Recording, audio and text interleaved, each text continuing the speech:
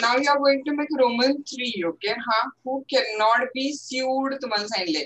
Who can be sued, who may be sued, who may not be sued.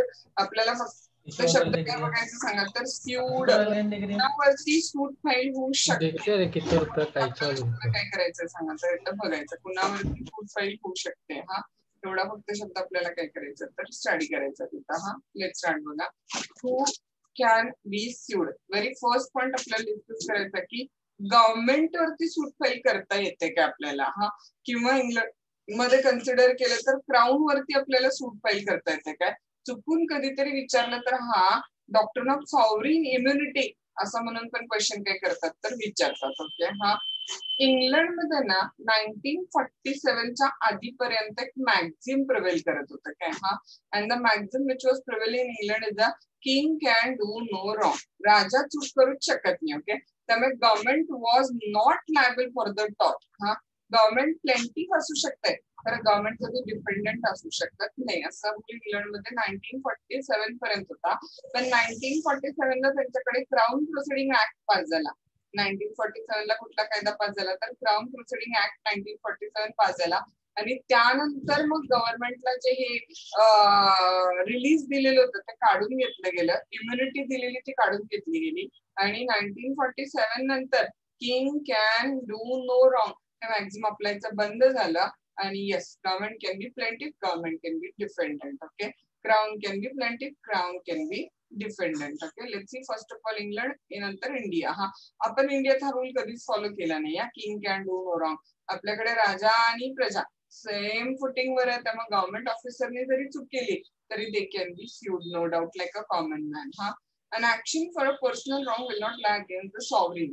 राजाच्या विरुद्ध किंवा सर्वोच्च अधिकाऱ्यांच्या विरुद्ध सूट फाईल होत नव्हती because they were under the famous English magazine the king can do no wrong.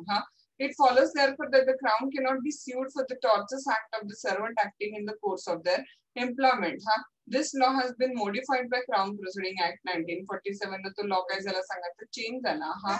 आणि crown proceeding act ना दोन मेन चेंजेस आणले. Okay. Crown is made liable in all cases. सामान्य माणसासारखा क्राऊन पण लायबल आहे. आणि secondly petitions of right abolished. Liability in the टॉट also extend to the breach by crown of the statutory duty. Crown सुद्धा liability breach केली तर त्याला लायबिलिटी म्हणजे त्याला लायबल धरलं जाईल. Okay. So crown can now be plaintiff and as well dependent also. इंडियामध्ये बघा इंडियात आपण हे मॅगझिन कधीच अप्लाय केलं नाही.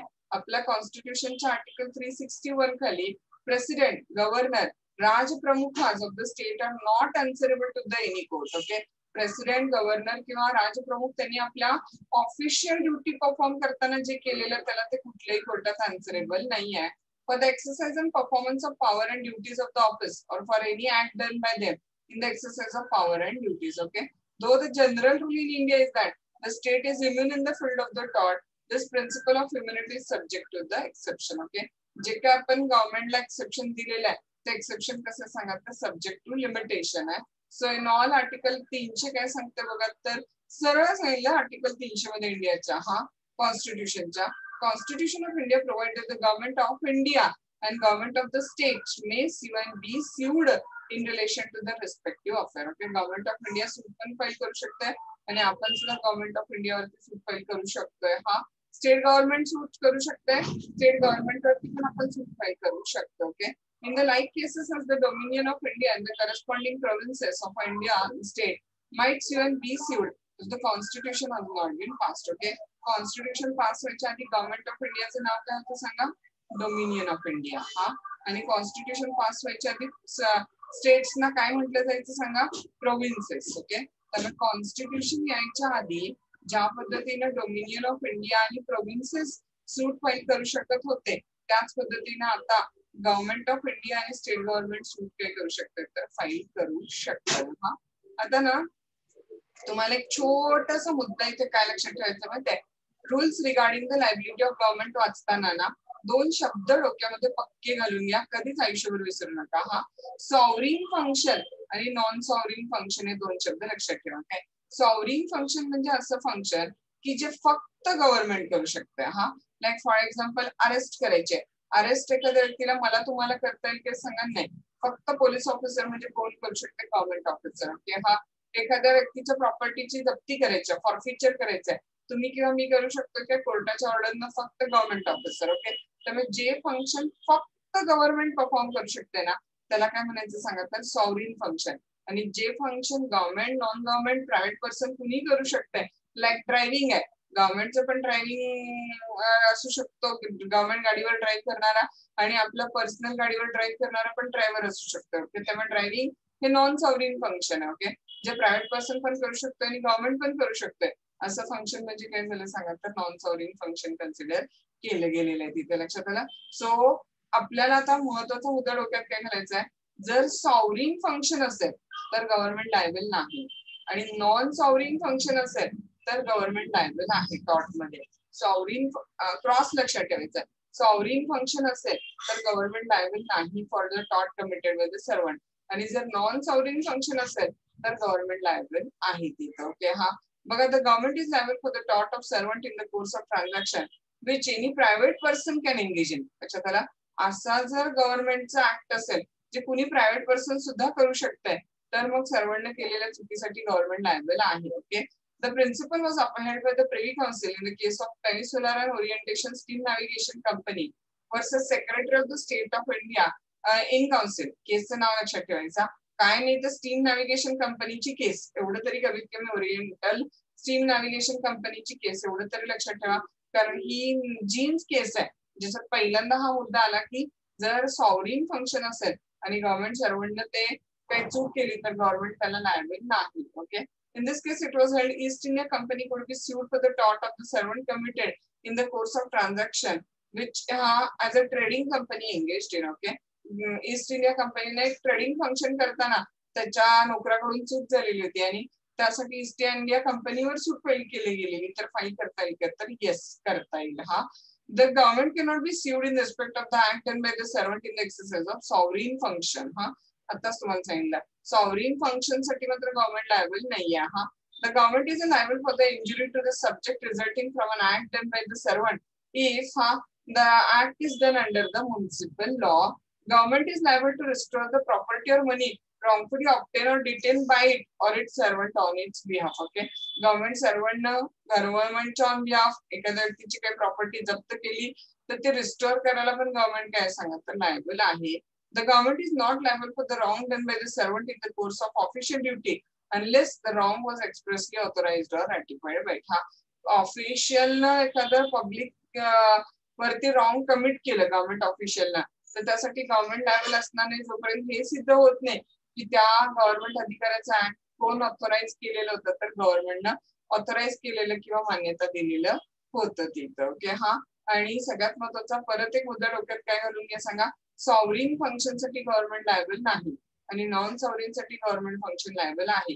हा गव्हर्नमेंट लायबल आहे आपल्या सर्वांच्या ऍक्ट साठी. सॉव्हरीन फंक्शन म्हणजे जे फक्त गव्हर्नमेंट करू शकते, कॉमन मॅन करू शकत नाही, आणि नॉन सॉव्हरीन फंक्शन म्हणजे गव्हर्नमेंट किंवा नॉन गव्हर्नमेंट कुणी ते ऍक्ट काय करू शकतात तर कमिट करू शकते. हा स्टेट ऑफ राजस्थान वर्सेस विद्यावतीची केस आपण इथे बघतोय की फेमस केस. हा defendant was a motor driver employed in the state of Rajasthan. हा डिफेंडेंट काय होता सांगा, मोटर ड्रायव्हर होता. हा while driving a jeep car he knocked down when Jagdish Lal who was walking on the footpath by the side of the public road. हा गव्हर्नमेंटच्या गाडीवरती असलेल्या ड्रायव्हरनं एका जगदीश लाल नावाच्या माणसाला नॉकडाऊन केलं. हा ड्रायव्हिंग हे फंक्शन कसं सांगा, नॉन सॉव्हरीन आहे म्हणजे याचा आता गव्हर्नमेंट लायबल आहे. हा on account of the multiple injuries received in the accident Jagdish लाल डाईड. हा जगदीशची डेथ झाली त्या, मग त्याची विडो म्हणजे ही विद्यावती, तिनं स्टेट ऑफ राजस्थान वरती सूट फाईल केली की तुमच्या गाडीखाली माझ्या हसबंडची डेथ झाली, मला कंपन्सेशन द्या. हा द विडो ऑफ जगदीश लाल file the suit against the defender the state of Rajasthan claiming 25,000 rupees as a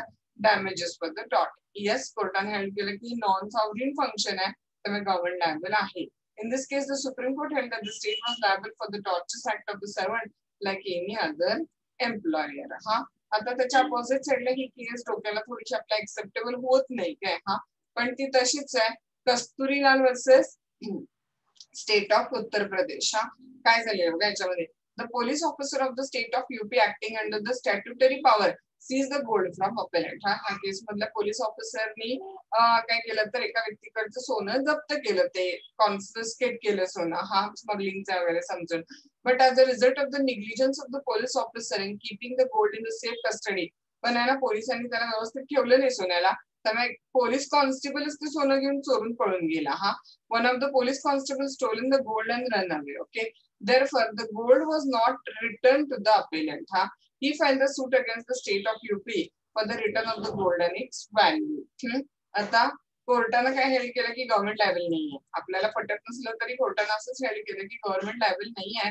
का? कारण हे फंक्शन कसं सांगा तर सॉवरिन फंक्शन आहे ना, सोनं जप्त फक्त गव्हर्नमेंट करू शकते, मी किंवा तुम्ही करू शकत नाही. Right. It was held by the Supreme Court that the act was committed by an employee of the state during the course of employment. Okay, but for the which remedies claimed is a sovereign power आहे ना, त्यामुळे appellant could not be succeeded. Okay, त्यामुळे दोन्ही मध्ये जो फरक आहे कस्तुरीलालच्या केसमध्ये आणि विद्यावतीच्या केसमध्ये, तो फरक कशात आला सांगा तर सॉवरिन पॉवर आणि नॉन सॉवरिन पॉवर. हा it was held state can be held liable only for the non sovereign function. हा आणि state cannot be held liable for the sovereign function. जे फक्त गव्हर्नमेंट करू शकतं अशा फंक्शन साठी स्टेट लायबल नाहीये, आणि जे फंक्शन गव्हर्नमेंट किंवा प्रायव्हेट पर्सन कुणीही करू शकतं एक नॉन सॉवरिन फंक्शन, तर त्यावेळेला स्टेट लायबल आहे असं कन्सिडर केलं. दोन्ही केसची नावं काय हेल्ड केलं गेलं सगळं लक्षात ठेवायला पाहिजे. हा नाव फॉरेन सॉवरिन वरती सूट फाईल करता येते का बघा. हा English law foreign sovereign cannot be sued unless they themselves submit to the jurisdiction of the local court. हा and waive the privilege. जोपर्यंत सॉवरिन स्वतः काय करत नाही सांगा तर फॉरेन सॉवरिन स्वतःला इंग्लंड मध्ये सबमिट करत नाही इंग्लिश कोर्टाच्या ज्युरिस्डिक्शनला, तोपर्यंत त्यांच्यावरती सूट फाईल करता येत नाही. हा even bye residing in a foreign country sovereign does not wave his privilege or submit for the jurisdiction of the local court. आपल्याकडे परमिशन लागते सेंट्रल गव्हर्नमेंटची, मग त्यांच्यावरती सूट फाईल करतात. Section 87B CPC foreign sovereign can be sued in the Indian court only with the previous consent of the central government. Section 87B foreign sovereign can be sued in the Indian court only if there is a permission of the central government. हा आता foreign अँबॅसिडर्स बघा, राजदूत जे असतात एका देशाच्या दुसऱ्या देशामध्ये, हा foreign ambassador, their families, servants also cannot be sued. Okay, unless त्यांनी स्वतःला सबमिट केलेलं आहे इंडियन ज्युरिस्डिक्शनला, त्यांचं प्रिव्हिलेज सोडून दिलेलं आहे. unless they waive सोडून देणे their privilege by submitting. हा but it is merely suspended as long as he hold the office. पण लक्षात घ्या फॉरेन अँबॅसिडर्स जे आहेत किंवा त्यांच्या फॅमिली सर्वंट ह्यांच्यावरती सूट फाईल होणार नाही. हा जर रूल आहे फक्त कधीपर्यंत सांगा तर सस्पेंड होतं त्यांची यावरती होणारी सूट, फक्त जोपर्यंत ते ऑफिस काय करतात तर होल्ड करतात. एकदा ऑफिस गेले की ते सामान्य माणूस होतील आणि मग त्यांच्यावरती सूट फाईल आपल्याला सहज करता येईल. हा an ambassador cannot be sued during the term of office. Thus the right to sue him in a tort is not existent, merely in suspending as long as the whole office. Okay, पूर्ण right जात नाही, फक्त तो तात्पुरता काय होतं सांगा तर सस्पेंड होत आहे. Of course, it is open to such a person to waive his privilege, but this may not inferred unless he actually appear in a court and thus submit to the jurisdiction. Of course, तो व्यक्ती आपला privilege सोडून देऊ शकतो, तिथे काय प्रश्न नाही, पण as a general rule ambassador जे आहेत जोपर्यंत त्यांच्या ऑफिसमध्ये आहेत हा तोपर्यंत त्यांना काय सांगा तर त्यांच्यावरती सूट फाईल करण्यापासून प्रोटेक्शन केलेले दिलेले आहे.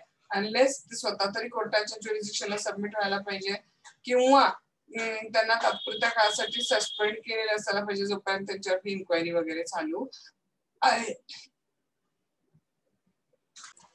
Now next point is the public officials. बघा no action lie against the public official in their official capacity in respect of the tort committed by them. हा एक पब्लिक ऑफिसर म्हणून त्यांनी जे केलेलं आहे ना त्याच्यासाठी त्यांच्यावरती कुठलीही टॉर्टची सूट फाईल होत नाही. का?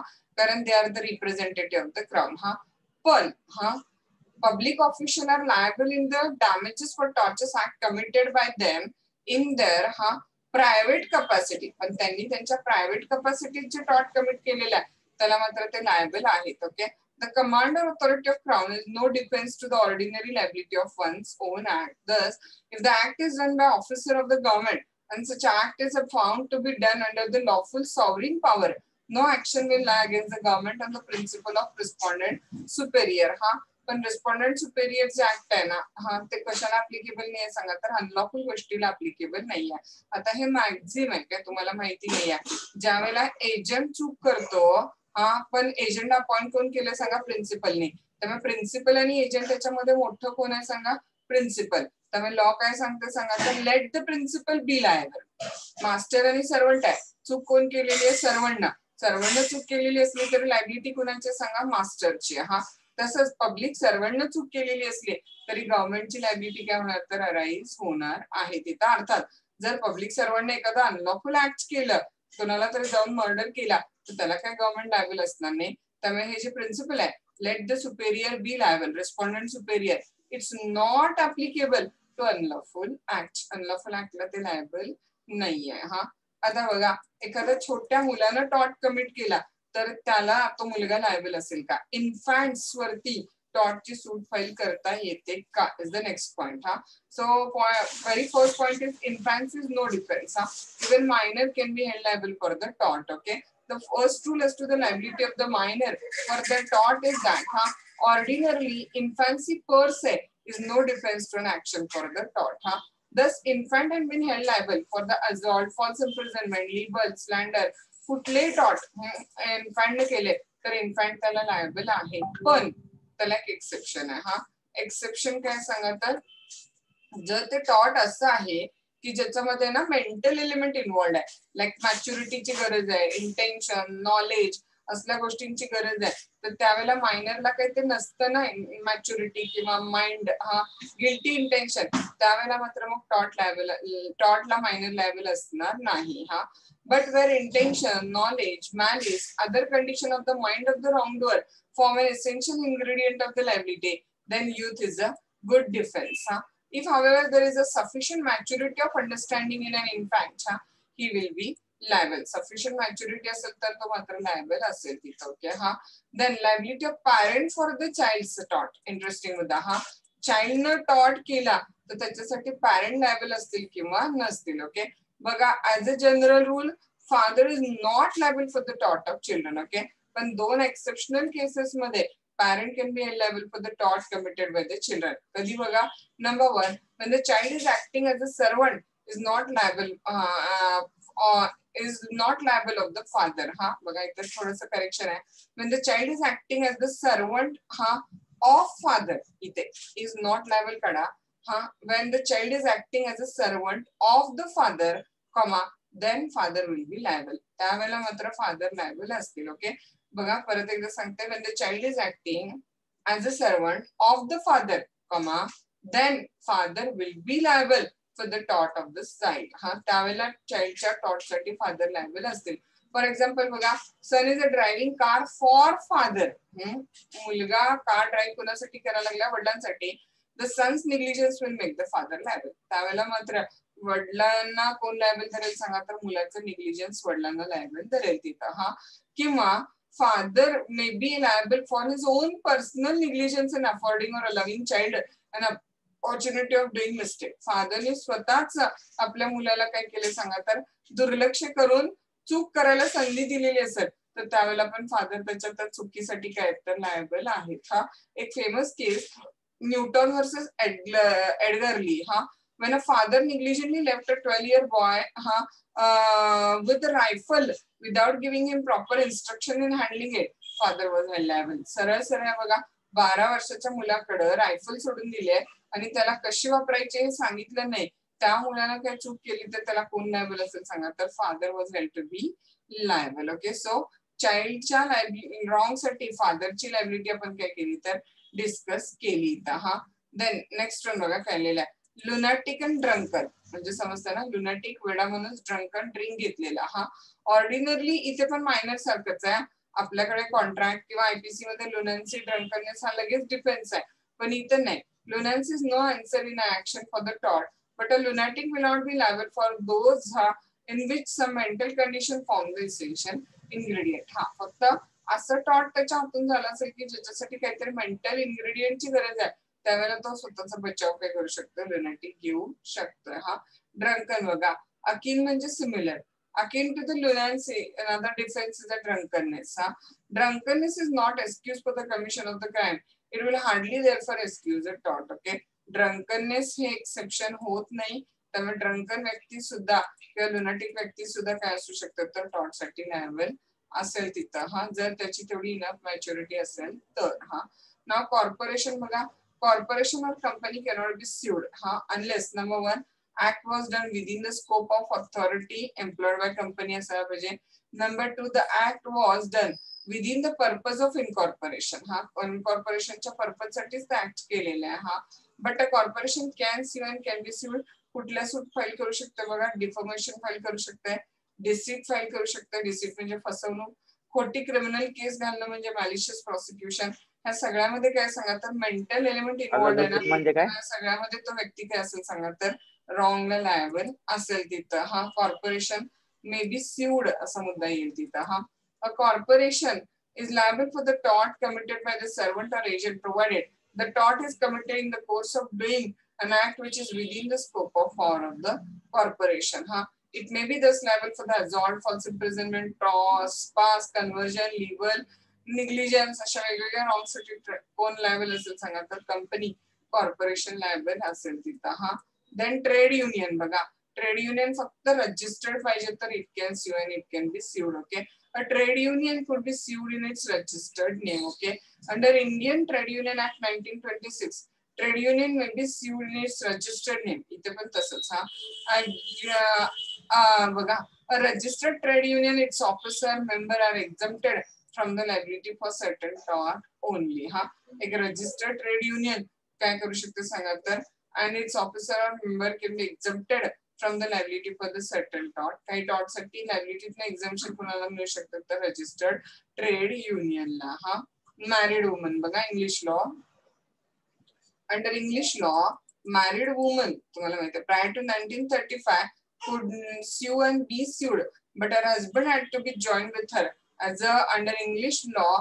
She was not having separate existence. Okay, 1935 पर्यंत वाईफ वर सूट फाईल करता येत होती, पण वाईफ वरती सूट फाईल करायची असेल टॉटचे तर हसबंडला पण पार्टी करायला लागायचं. ओके, पण आता नाही, आता क्राऊन प्रोसिडिंग ऍक्ट आल्यापासून दोन इंडिपेंडेंट व्यक्ती धरलेल्या आहे. तर मग yes they can sue and they can be sued. But it will be seen today under English law, a married woman is exactly the same position as an unmarried woman. Okay, and she can freely sue and she can be sued under the law of tort. सूट पण file करू शकते, तिच्यावरती पण आपल्याला सूट file करता येते. आणि इंडियामध्ये law काय बघा, in India under married woman property act 1874 a married woman may sue and be sued alone except कुठले धर्म सांगा, हिंदू, मोमेडियन, बुद्धिस्ट, जैन आणि Sikh. Okay, husband is not liable for the टॉट ऑफ द वाईफ. वाईफने टॉट केला तर याच्यासाठी हस्बंड लायबल नाहीये. Thus today a married woman can sue and be sued if the tort committed conclusion against her or her she commits the crime. Okay, तिच्या against झाला किंवा तिनं कमिट केला तरी काय करू शकते तर मॅरिड वुमन स्यू पण करू शकते आणि स्यूड पण करू शकते. ओके, सो इंडियामध्ये no restriction has been there about the suit filed by the married woman as regarding the tort committed over her. So here we are finishing our unit number 1 and as well as all this question who may sue and who may be sued. हा question आपण इथे काय केला सांगा तर end केला. लक्षात आला काय बघा, काही डाऊट असलं तर सांगा.